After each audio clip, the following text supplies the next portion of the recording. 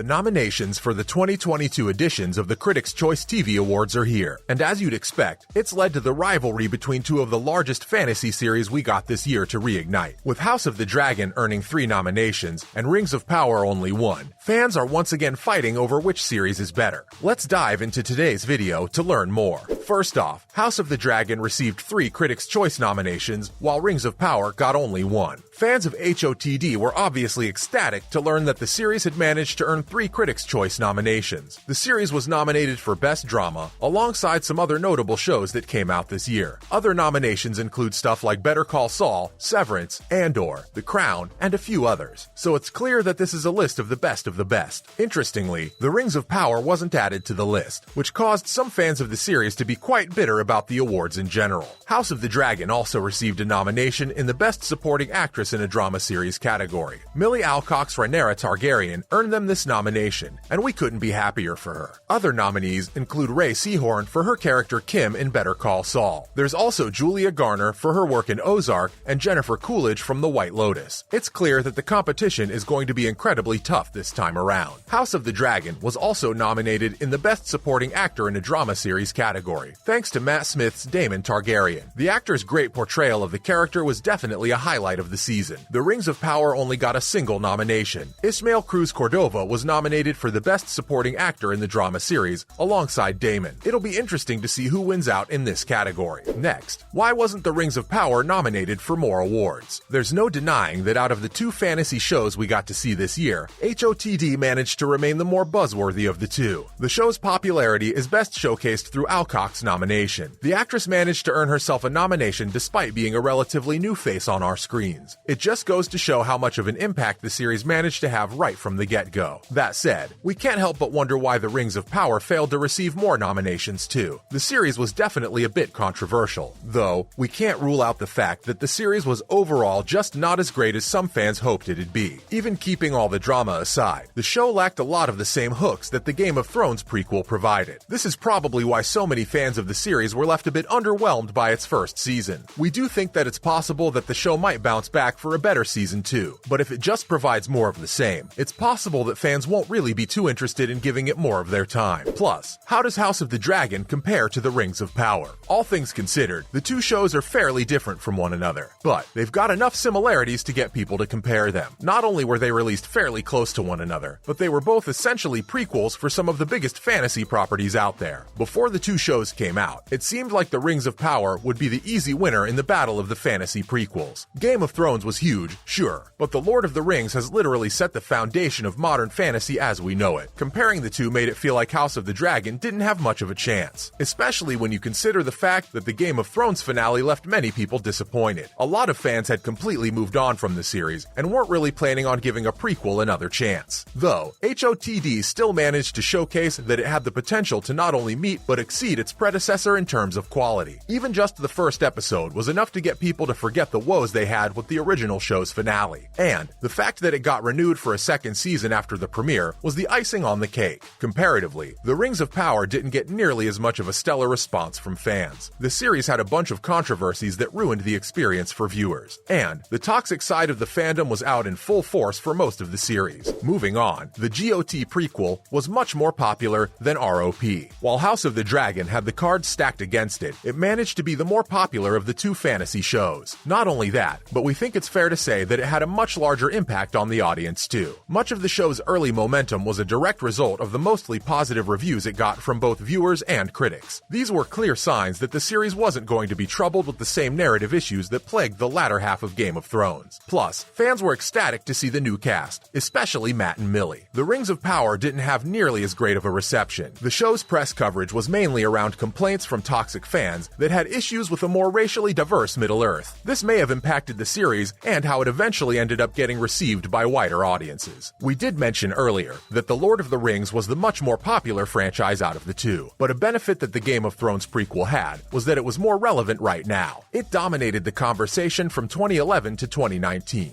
and even though the ending wasn't stellar, the show has definitely firmly cemented its place in pop culture. This is why so many were open to a prequel, even if there was a good chance that it wouldn't turn out well. The fact that HoTD was much better than we could have hoped continued to skyrocket its popularity. We should also mention, HoTD was easier to digest. One of the key characteristics of The Rings of Power is that the series is big, but some may argue that it's almost too big. From one episode to the next, we're taken from the Southlands of Khazad-dûm to Lindon. There's so much going on with multiple fantasy races and loads of characters. While for fans of the series who can understand all of it and wrap their minds around what's going on, this might be perfect. But for the casual audiences, especially those with very little knowledge about the Lord of the Rings, this was all just a bit too much. Comparatively, House of the Dragon was a more digestible experience. You almost don't even need to watch Game of Thrones to understand the series. The show focuses on the story of a single family, and for the most part, the drama is quite simple and contained. It's easy to follow what's going on from one week to the next. Again, longtime fans might feel like HoTD's method of storytelling was a tad too simplistic, but it's clear that this methodology clearly resonates with casual audiences. The GOT prequel was able to provide fans with enough things to keep them interested while offering hooks for people who might not be familiar with the original show. Ultimately, it had a little something for everyone, and we think that's a big reason behind the show's popularity. Plus, was the Rings of Power affected negatively due to the controversies? One of the big reasons why Rings of Power didn't really succeed with audiences was that it was plagued with controversies and issues. The show started off with toxic fans review bombing it because of its diverse casting choices. Some people even hurled insults and other obscenities at its cast members. The showrunners of the Rings of Power even had to take a stand and clarify